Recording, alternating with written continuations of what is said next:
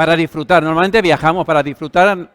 Ahora que se acerca el buen tiempo, pensamos en hacer un viaje y pasar unos días quizás de relax. Esa es una de las funciones de hacer un viaje. Otra razón, descansar. Hay quien viaja para descansar. Todavía no hemos llegado a la razón del viaje que en esta tarde vamos a estar tratando. Así que seguimos pensando, ¿por qué otra razón se puede viajar? ¿Para qué? Para conocer cosas nuevas.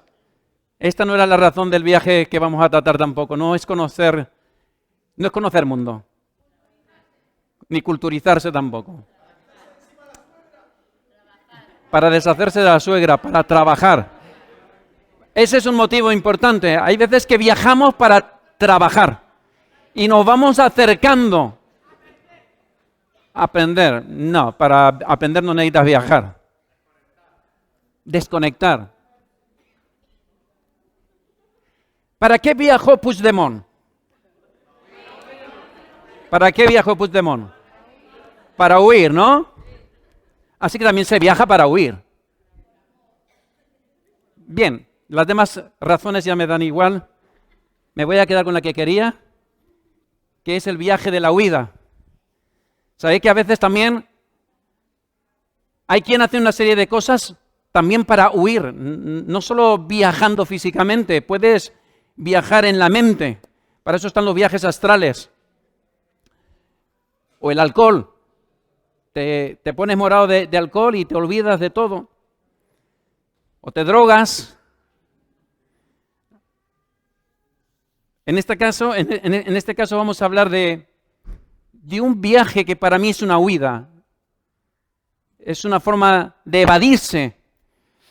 Pero antes de hablar de ese viaje, me gustaría, ya que estamos pensando en que un día como hoy, hace 2000 años, Jesucristo resucitaría, y eso marcaría no solo la historia que estaría bien, o que está bien, sino marcaría las vidas, y marcaría el destino eterno de miles de millones de personas. Antes de eso quisiera tratar de ponerme en antecedentes de qué ocurría en esas últimas semanas en que Jesús resucitó. La Biblia nos está hablando de un marco judío. ¿Y en qué territorio estaríamos hablando? La crucifixión se da en Roma, en el Cairo o en Jerusalén. Qué molesto está siendo hoy esto. Estamos en Jerusalén y nos encontramos con un tiempo de revolución. Nos encontramos con un momento complicado, aparte de que los tiempos de Jesús fueron tiempos donde habían muchas sectas. Así que si tú piensas que hay muchas sectas y religiones y en tu mente está ¿y cuál tendrá la verdad? Aunque de eso ya traté en la pasada boda. Pero lo importante en esta tarde es pensar en los acontecimientos que se dan justo antes de la resurrección. Estamos teniendo un momento difícil donde Jesús ha ejercido ya su ministerio. Jesús ha enseñado, ha dado enseñanzas novedosas, ha dado a veces enseñanzas que rozan lo ininteligible, que roza lo ilógico. Eso de que cuando te dan una bofetada en una mejilla tú pongas la otra, deja al mundo entero a cuadros. Jesús habla del amor, pero no solo habla, sino que lo demuestra con su vida. Jesús da enseñanzas de cómo vivir una vida diferente, de cómo ser un salmón, quiero decir, cómo vivir vidas donde uno nada a contracorriente. Ese es el caso de Jesús. Jesús es reprendido, insultado a lo largo de su ministerio y va corriendo el tiempo y se le va acabando el tiempo a Jesús. A la edad de 30 años recibe el pistoletazo de salida del Padre para que empezara la obra para la que había sido enviado y Y nos encontramos en que en un momento dado en que Jesús tiene seguidores, Jesús es famoso, mucho más famoso quizás que muchos personajes, incluyendo a Puigdemont. Es un hombre realmente conocido no solo en su entorno. Podríamos decir casi en toda la cuenca del Mediterráneo Jesús es conocido. Jesús es un hombre amado y es un hombre odiado. Y está llegando al clímax, al final de su carrera. En ese final nos encontramos a Jesús con los apóstoles en una de las escenas, con una toalla ceñida en su cintura, enseñándoles que aunque Él es el maestro, había que vivir para servir. Esa es una de las enseñanzas principales de Jesús. Y tenemos que tener en cuenta que las enseñanzas que nos da Jesús deben de convertirse en principios en nuestras vidas. Y para que se conviertan en principios, uno tiene que tener la costumbre, debe ser parte de uno mismo. Es algo intrínseco, es algo que lo tienes dentro, que lo has decidido, que lo has asimilado y que lo estás viviendo. Y Jesús se encuentra en ese momento también en que se reúne con los apóstoles, con los discípulos y les enseña la institución que vamos a llevar a cabo de aquí a unos minutos, la cena del Señor. Y Jesús, a lo largo de todas sus enseñanzas, hay una enseñanza que va dejando de una forma consciente, premeditada y que trata sobre su muerte. Si te fijas en Marcos, y he utilizado el Evangelio de Marcos porque en todos los Evangelios se nos habla de la muerte de Jesús y de su resurrección. En los 4 Evangelios, de esas cosas no podía faltar, ¿verdad? Que en los 4 Evangelios se tratara ese tema.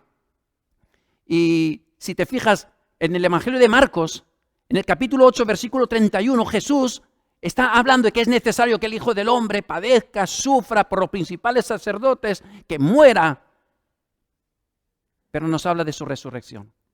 Un capítulo más tarde, Marcos 9, 31, Jesús vuelve a recordar a sus seguidores que sepáis que tengo que morir.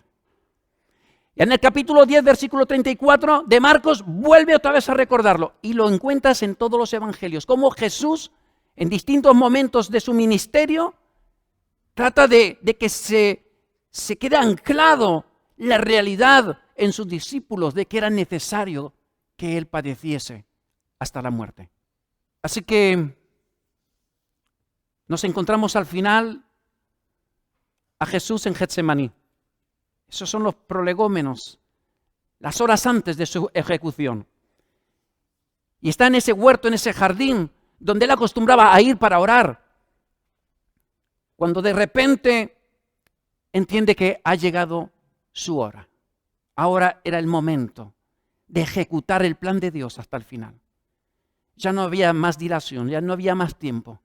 Había estado orando, recuerdas las palabras de Jesús al Padre, ¿verdad? Recuerdas que es lo que le dice. Si puede ser que pase de mí esta copa. Señor, no quiero morir. Si hay alguna otra forma mejor, que pase de mí este trance, esta situación. Y nos encontramos a Jesús ante Anás, suegro de Caifás, después ante Caifás, los principales sacerdotes tendiéndole la emboscada, consiguen finalmente llevarlo preso hasta Pilato. Tiene una visita de Herodes también, pero finalmente hay una sentencia de condenación. Y se decide que Jesús muera crucificado. Y Jesús da su vida en la cruz. Y hay palabras que yo creo que no debemos nunca de olvidar. Señor, Señor, ¿por qué me has desamparado? La respuesta de Dios, si Dios hubiera hablado, nos la daría hoy a nosotros, diciéndonos, desamparé a mi hijo para ampararte a ti, a ti, a ti. Hay palabras realmente sorprendentes que demostraron que Jesús era el Mesías y que lo que predicaba no era un predicador charlatán. Lo vivía y lo cumplía. Y es así que de la boca de Jesús salen esas palabras: perdónalos, Señor, porque no saben lo que hacen. Hasta el último segundo, Jesús estuvo enseñando por su boca como en la práctica lo que es vivir una vida que honra al Padre. Y bueno, es ejecutado. ¿Y cómo crees que se quedan los discípulos? ¿Recordáis qué es lo que pasa con los discípulos? Nos vamos a centrar ahora en los discípulos. Hay uno de ellos que es el que lo vende. ¿Por cuántas monedas? 30, menos mal que aquí hay alguno que estudia EFSE y que tiene Biblia en casa y que la usa además. Eso es lo máximo ya.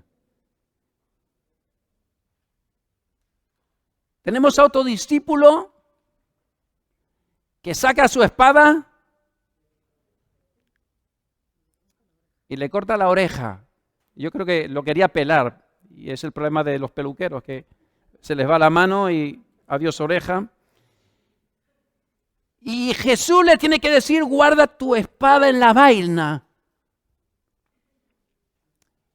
Y está enseñándole a Pedro. Está tratando quizás de recordarle a Pedro una de sus enseñanzas que estuvo dando durante su ministerio. Pedro, tengo que dar mi vida. Pedro mismo le dijo: no permitas que esto te acontezca. Y Jesús es cuando lo llama: apártate de mí, Satanás. Estamos viendo al atajo de discípulos que tenía Jesús. Y cuando lo apresan, ¿cuántos se quedan con Jesús? ¿Cuántos? Te puedes equivocar, no pasa nada. Este no es un examen al cielo. Lo dejan solo. Lo apresan, lo van a llevar a Anás. Y solo Pedro, porque Judas Iscariote, sabes lo que le estaba pasando en ese momento, ¿no? Estaba colgándose de un arbolito. ¡Qué desastre! ¿Cómo podríamos pensar que de este atajo, 2000 años más tarde, tú y yo podríamos conocer al Salvador? La verdad es que el panorama era deprimente donde los haya. Parece como si Jesús no supiera escoger a la gente. Se coge a un ladrón, se coge a un metepatas, a Pedro. Es un desastre total. Desaparecen, cada uno sale por patas. Y Jesús se queda ante Pilato y acaba colgando de una cruz entre el cielo y la tierra. La decepción. Dice uno de los evangelios que estaban llorando. Estaban reunidos llorando su destino, llorando el desastre de lo que le había ocurrido a su maestro, sin haber entendido quizás bien poco de ese discipulado que se parecía a lo de Antonio Durán, que duró 3 años. 3 años. Pero que espero que Antonio Durán les enseñe mejor que enseñó Jesús. Porque parece no haber entendido la clave principal. La enseñanza maestra es como que todavía la vista la tienen nublada.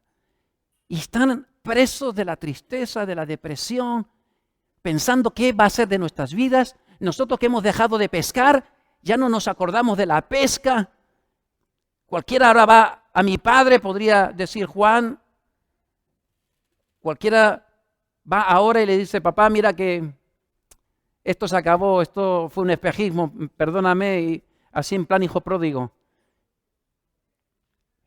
Quizás están en sus mentes intentando de reconstruir todos los hechos últimos que han sido desastrosos. Y alguno pensando en su futuro: ¿qué va a ser de mí? ¿Qué voy a hacer ahora? Si me ha acabado el chollo, pensábamos que íbamos a gobernar, que íbamos a ser aquí importantes.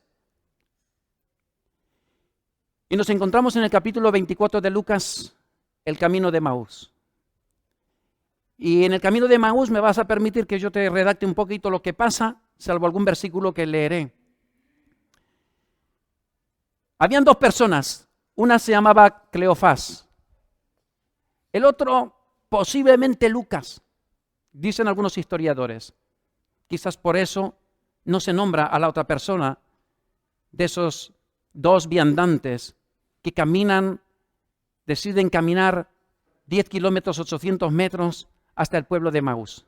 Hacen un viaje que yo tengo el convencimiento, aunque la Biblia no nos lo dice, que es un viaje de evasión, un viaje de yo quiero salir de esta, quiero que me dé el aire, esto no puede ser cierto lo que está pasando, esto es un auténtico desastre, me voy a Emaús a ver si encuentro trabajo. Algunos inmigrantes, mis padres fueron inmigrantes y fueron a Suiza a buscar trabajo. Y yo pienso que estos están marchando pensando, tenemos que rehacer nuestras vidas ahora que todo pasó, ahora que todo se ha ido al traste, ahora que estamos en la ruina más absoluta, bajo la risa de cientos de personas.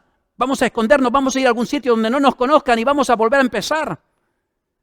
Y nos encontramos a estos dos, Cleofás y su amigo, vamos a llamarlo el amigo. Y cuando venga el siguiente, pues será el amigo de los amigos, ¿vale? Pero vamos a intentar aclararnos de quién es quién. Están caminando y están hablando de todo lo que está ocurriendo. Están hablando entre ellos. ¿Te has dado cuenta la cara de Jesús cuando estaba entregando su último aliento? ¿Será que va a resucitar? Fíjate que las mujeres han ido esta mañana.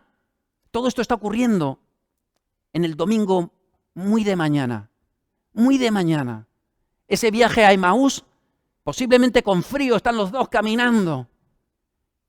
Y un poquito recolectando toda la información de sus mentes. Compartiendo, a lo mejor, esas tenues ilusiones de que quizá Jesús pudiera resucitar. Porque algo en sus mentes les está diciendo, bueno, algo no. Las mujeres que no caían ni bajo el agua volvieron después de ver la tumba vacía y les dijeron, la tumba está vacía y hemos visto unos ángeles y nos han dicho que Jesús vive. Acto seguido salen corriendo Juan y Pedro a la tumba y constatan la realidad de las mujeres, porque en aquellos tiempos la voz de la mujer no valía nada, absolutamente nada. En un juicio no podía haber una mujer, en una sentencia judicial no podía haber participado una mujer, porque no tenían valor, porque no se podía confiar en la voz de una mujer por ser mujer. Así que Juan y Pedro, al escuchar esta noticia, dicen, vamos a comprobarlo y volvemos y decimos si esto es verdad o qué. Y vuelven, pero constatan que la tumba está vacía, pero vuelven sin haber visto a Jesús. Así que nos vamos al versículo 17, capítulo 24, versículo 17 del Evangelio de San Lucas. 24, 17. Y esto ocurre cuando están caminando y se acerca, tú y yo lo sabemos, pero ellos no lo sabían. Se acerca Jesús, el resucitado. Y Jesús les dice, ¿qué conversaciones son estas que tenéis entre vosotros mientras camináis? ¿Y por qué estáis tristes? ¿Cómo estaban? Tristes. Me pregunto si muchas veces nosotros no somos como esos de Emaús y caminamos tristes porque estamos desenfocados. Sí, venimos a la iglesia, venimos a los cultos y oramos y participamos en las actividades de la iglesia, pero nuestra mente no está en el Señor. No somos fariseos tampoco, no somos hipócritas ni religiosos, pero estamos desenfocados y por lo tanto cualquier cosa que viene a nuestro camino nos pone tristes, nos desconsuela, nos falta algo, perdemos la ilusión por la vida. Estaban tristes. Jesús lo reconoce en sus caras. Y ellos le responden. Cleofás le dice, ¿serás tú el único forastero en Jerusalén que no has sabido las cosas que en ella han acontecido en estos días?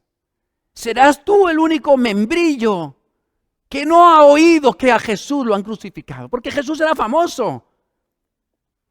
Jesús no era Pedro, no era Pepe, con todo mi respeto a Pepe que hoy no está. No era Benja, no era un don nadie. Jesús era un hombre conocido. Y si era conocido fuera de las fronteras de Jerusalén, en Jerusalén, ese era el boom, era el notición. Era lo que todas las cadenas de televisión estaban filmando, estaban pasando. Y estaban los de Telecinco opinando de Jesús. Si iba a resucitar, si no, si tal, si mintió, si el juicio era justo, si no lo era. Ahí están Belén Esteban y todos estos discutiendo a ver esto de Jesús, ¿no? Y Jesús le dice, ¿qué hubo? ¿Qué hubo? Y estos se quedan así pillados. ¿Qué hubo? Hablamos de Jesús, del Nazareno. Y Jesús, ¿tú te puedes imaginar la cara de Jesús que se le queda? Así, ¿qué me cuentas? ¿Y quién era ese? Hombre, ese era un profeta, un varón profeta. ¿Y qué hacía ese? Dice Jesús. ¿Qué hacía? Tenía poder, hacía cosas asombrosas y ni te cuento lo que decía. ¿Ah, sí? ¿Pero qué cosas hacía? Pues sanaba a los cojos, a los ciegos les daba la vista. Los endemoniados eran liberados. ¿Y qué decía ese? ¿Qué decía? Se quedan mirándole a Jesús. Ellos no sabían que era Jesús. ¿Qué decía? No era lo que decía, caballero. Era como lo decía. Era alguien extraordinario. Abría su boca y nos cautivaba y nos quedábamos pasmados escuchándole horas y horas y horas hasta que anochecía. Y nos damos cuenta que anochecía por la oscuridad, no porque sus palabras traspasaban nuestras almas. Nos hablaba como quien tenía autoridad. Era alguien tan especial. Y le dicen, pero te voy a decir una cosa. Le dice Cleofás. Nosotros hemos padecido mucho últimamente. En estos días estamos sufriendo porque nuestras esperanzas se están desvaneciendo. Tú no te habrás enterado, pero nosotros teníamos toda la ilusión. Nuestro sueño era poder ver al Mesías cómo ponía orden y nos libertaba de la opresión del pueblo romano. Pero lo han matado. Y Jesús escuchando, ¿qué me dices? Y te voy a decir lo peor, que por lo visto todavía no te has enterado. Ya es el tercer día, ya es el tercer día. ¿Sabes lo que estaban queriendo decir estos dos? No se habían enterado de la enseñanza que Jesús les estuvo dando durante muchos episodios del ministerio de Jesús, de esos 3 años de discipulado. Pero sí que recordaban una frase, y al tercer día resucitaré. Al tercer día, no al cuarto, no al segundo, al tercer día. Pero hoy es domingo, estamos caminando hacia Emaús. Estamos ya frente al alba, ha salido el sol. ¿Y qué hay de Jesús? ¿Y qué hay de nuestras esperanzas? Eso sí, le dicen a Jesús. Tengo que decirle, caballero, que ahora que me acuerdo, unas mujeres han dicho esta mañana que la tumba estaba vacía. Tuvieron una visión de unos ángeles y estos ángeles le dijeron, ¿por qué buscáis entre los muertos al que vive? Pero fueron visiones, ¿sabe usted? Y enseguida salieron corriendo Pedro y Juan a ver quién corría más. Y cuando volvieron nos dieron la misma buena noticia. La tumba está vacía. Pero no lo han visto. Esta gente está realmente deprimida. Está triste. Han perdido las esperanzas. Pero Jesús, después de haberles escuchado, y esto es una cosa muy importante en la vida cristiana, saber escuchar. ¿Tú crees que Jesús necesitaba escucharles? ¿Acaso Jesús no sabía todo eso? Me imagino que cuando estos dos discípulos le estaban diciendo, y estamos desolados. Nosotros pensábamos que el Mesías nos iba a librar de la mano de Roma. Yo me imagino que Jesús le diría, yo sé lo que es sufrir. Yo sé lo que es el dolor. Pero ellos estaban embebidos en sí mismos, centrados en ellos. Estaban con una actitud de egoísmo donde solo cabían ellos. Dice el versículo 24. 25. Entonces Él les dijo, oh insensatos y tardos de corazón para creer todo lo que los profetas han dicho. Y les dice, no era necesario que el Cristo padeciera estas cosas y que entrara en su gloria. Les está recordando ese mensaje que les estuvo dando durante esos 3 años. ¿Acaso no os habéis enterado que es necesario que el Mesías padeciera y diera su vida en la cruz del Calvario? Y dice, comenzando desde Moisés y siguiendo por todos los profetas, les declaraba todas las escrituras lo que de él decía. Y me imagino a Jesús que empieza a recitarle o a contarle ese canto de Moisés de Deuteronomio capítulo 32, donde él está diciendo que él es la roca que te creó. De la roca que te creó te olvidaste. Del Dios que te formó te apartaste. Y yo creo que eso empezaría a golpear en sus mentes y en sus corazones. Y sigue con Isaías 53, diciendo, no recordáis esas palabras que dijo el profeta Isaías, despreciado y desechado entre los hombres, varón de dolores, experimentado en quebranto. Y como que escondimos de él el rostro, fue menospreciado y no lo estimamos. Yo creo que esas palabras empezarían a trabajar en la mente de Cleofás, en la mente del compañero. Dice, mas él herido fue por nuestras rebeliones, molido por nuestros pecados. El castigo de nuestra paz fue sobre él, y por sus llagas fuimos nosotros curados. Angustiado él y afligido, no abrió su boca, como cordero fue llevado al matadero. ¿De quién crees? ¿Cuál es la imagen? Que estos señores caminando, huyendo de la desesperación, ¿en quién crees que están pensando? Están reviviendo esa crucifixión de Jesús, del Hijo de Dios, allí en la cruz. Están volviendo a experimentar ese dolor, esa angustia. Alguno quizás pensaría, si yo pudiera estar en su lugar. Están volviendo a recordar esas gotas de sangre que caían, esas muecas de dolor. Jesús, cuando empieza a declararles el Salmo 22 y habla de cómo su lengua se pegaba al paladar, ¿recuerda lo que le dieron? Le dan hiel, vinagre. Ellos empiezan a rememorar, a recordar cómo unas horas antes su maestro, Jesús de Nazaret, estaba dando su vida en la cruz. Y en el Salmo 22 se nos dice que fue vendido por 30 monedas de plata. Ellos presenciaron la venta del maestro. ¿Qué les iba a contar Jesús? Que ellos no supieran. Pero ellos necesitan recordar en ese camino, en busca de un mundo mejor, en busca de algo que los distraiga, que les quite el dolor de sus corazones, que les borre su decepción. Dice el versículo 28. Llegaron a la aldea. Mientras Jesús les iba recordando, pasando libro por libro, el profeta Isaías y Jeremías y Ezequiel y Amós y Abdías y Jonás y uno y otro y los escritos de Moisés y los escritos de los Salmos. Cuando se quieren dar cuenta, han caminado 10 kilómetros, 800 metros.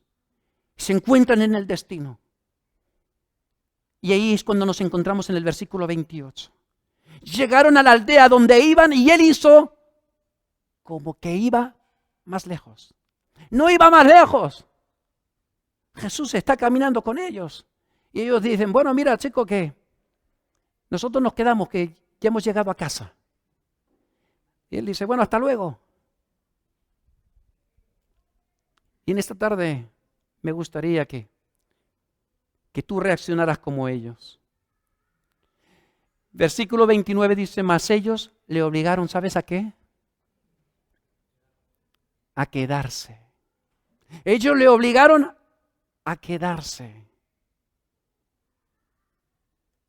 Le dijeron, hombre Jesús, hombre, ya que estás aquí, ya que has venido tan lejos, párate aquí y tomamos unas copitas y después sigues tu camino ya más calentito.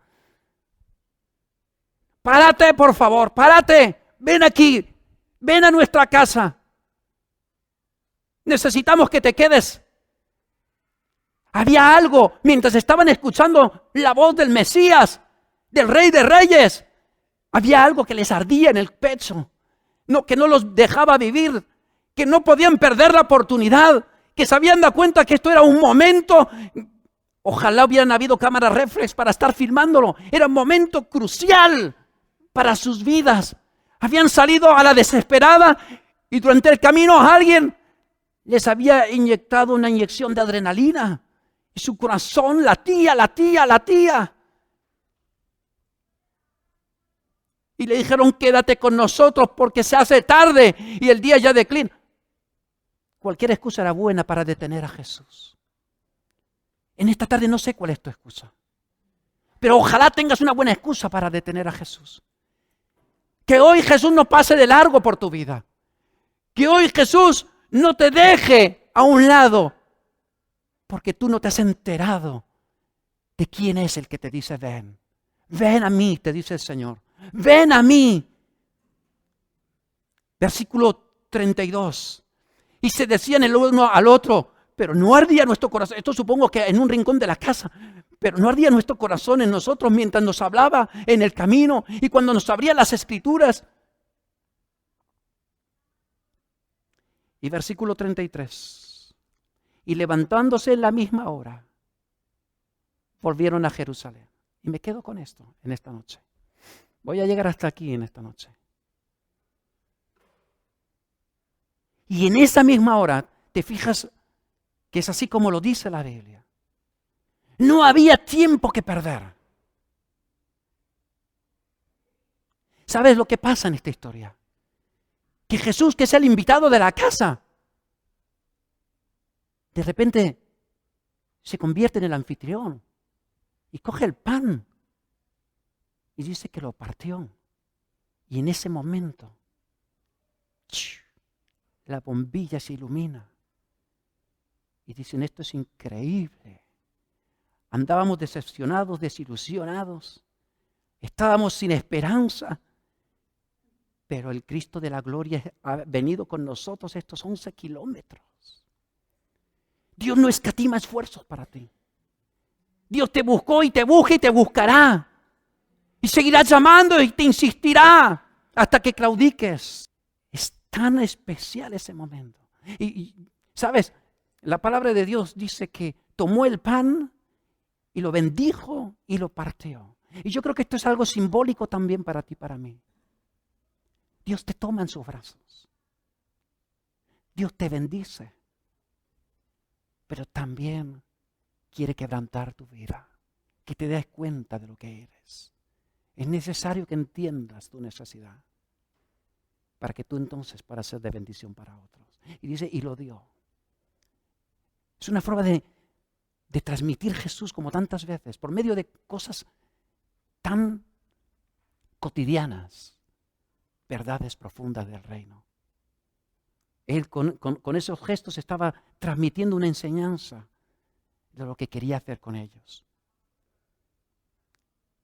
Pero vuelvo al versículo 33, que es la clave en esta noche. Y levantándose en la misma hora. ¿Sabe lo que pasa cuando Él parte el plan y ellos se dan cuenta que el Cristo de la gloria estaba allí durante 11 kilómetros con ellos sin enterarse de la película. De repente, se esfuma Jesús. Ya no está ahí.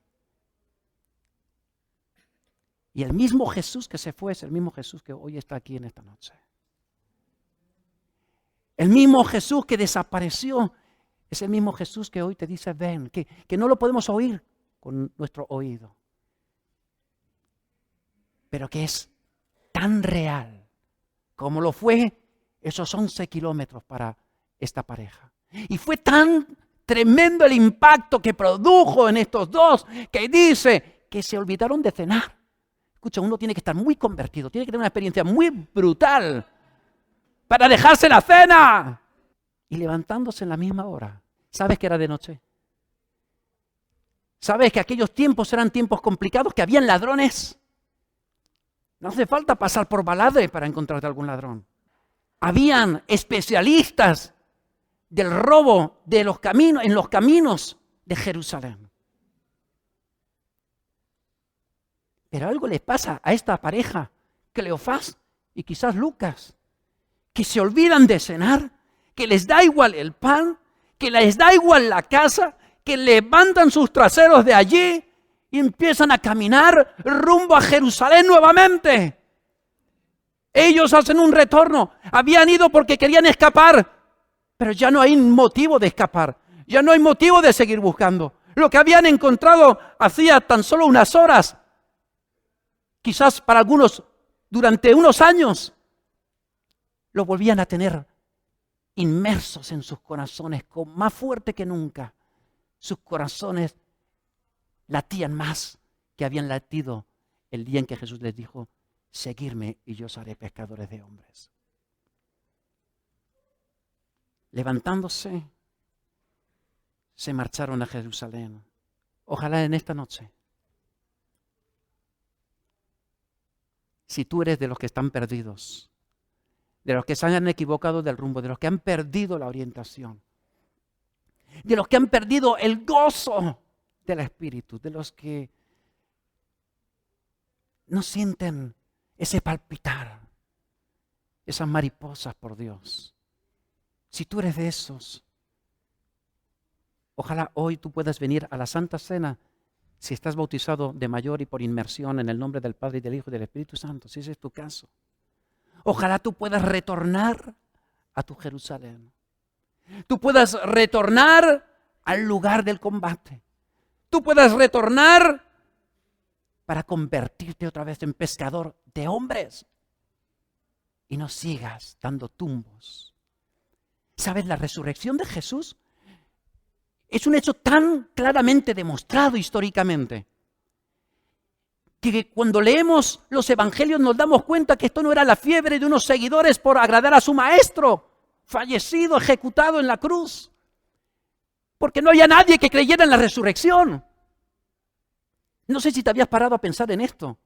¿Sabes que las mujeres, a qué van a la tumba las mujeres? ¿A ver si Jesús ha resucitado? No. ¿Sabes a qué van? A ponerle los ungüentos para embalsamar el cadáver.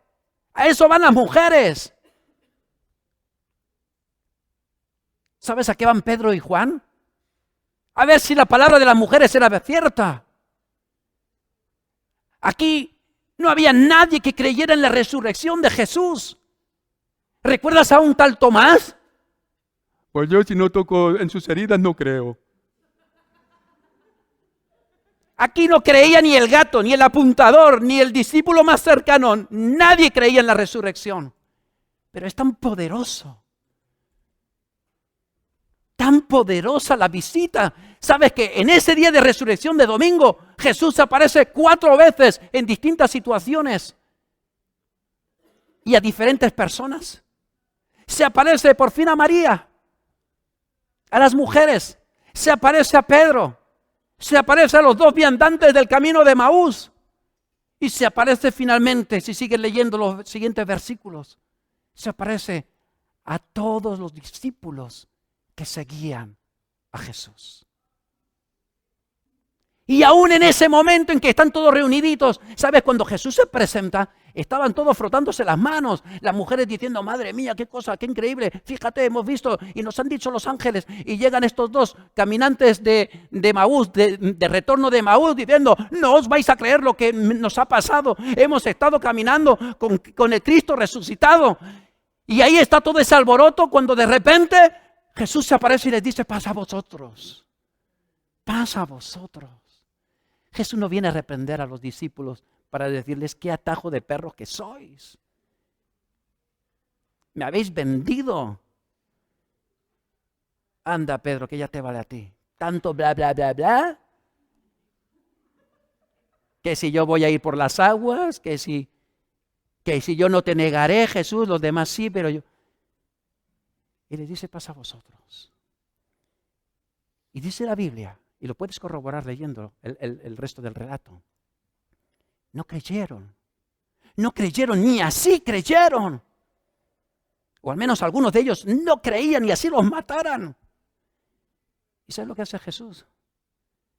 Les dice, darme de comer. Y come pan, ajo, aceite y pescado. Y es tremendo porque Jesús está resucitado.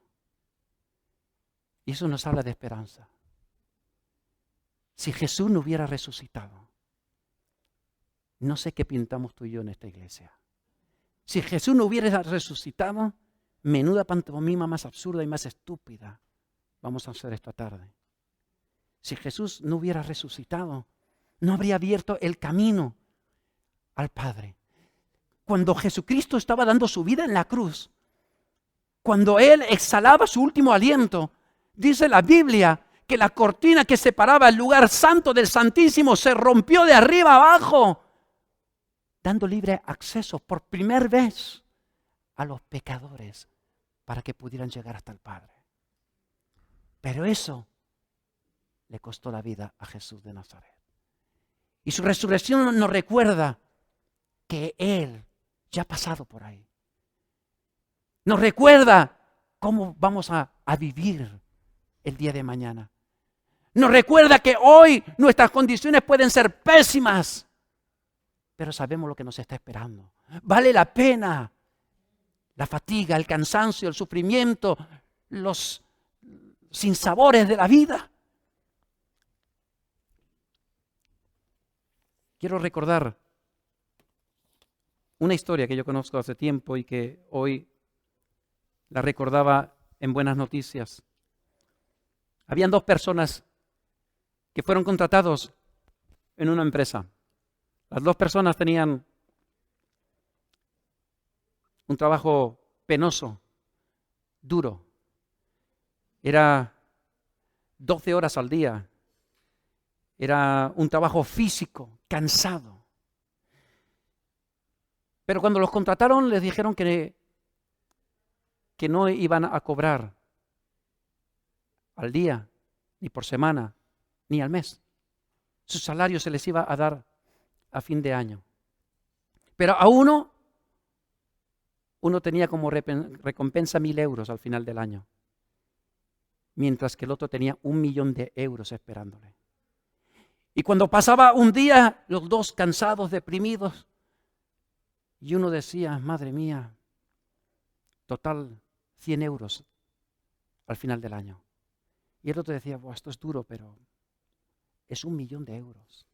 Y cuando pasó un mes, y cuando pasaron 2, y cuando pasaron 3, uno de ellos estaba ya claudicando.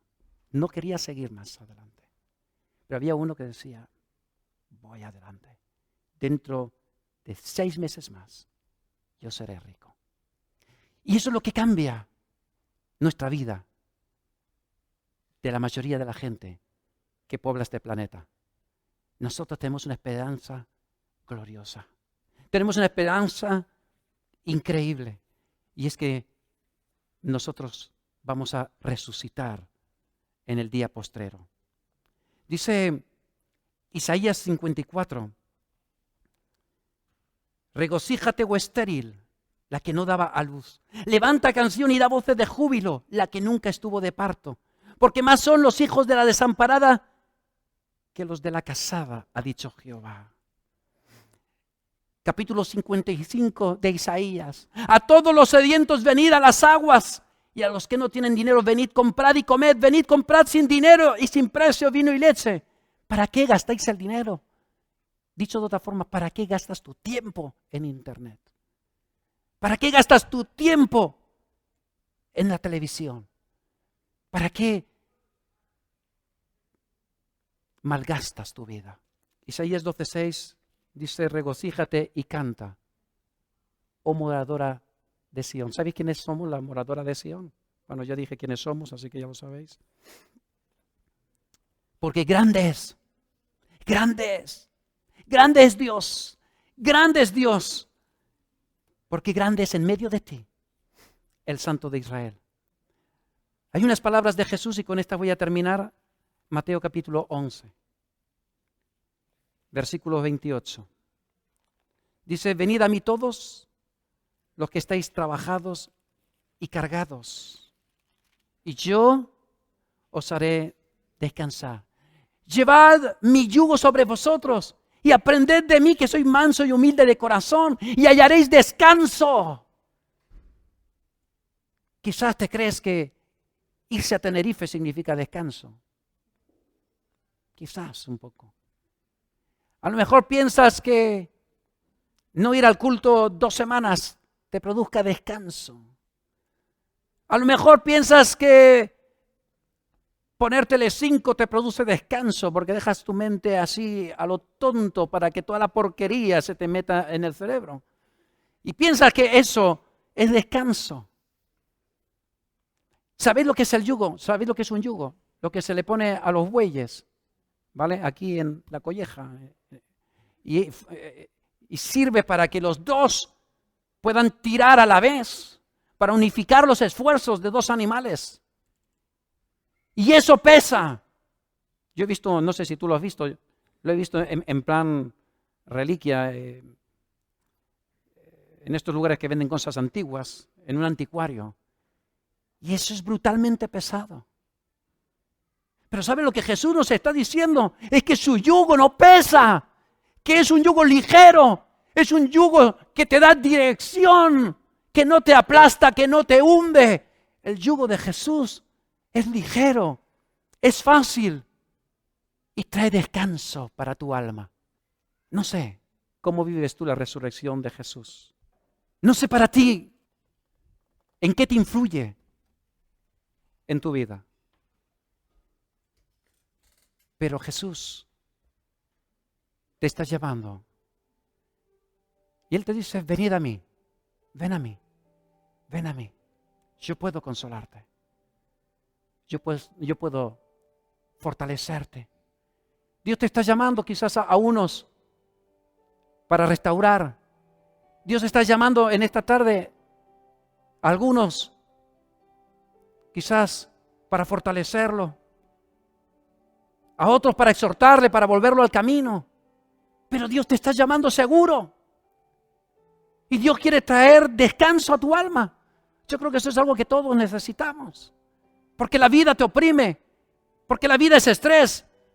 Porque la vida nos complica. Porque Satanás está ahí como príncipe de este mundo.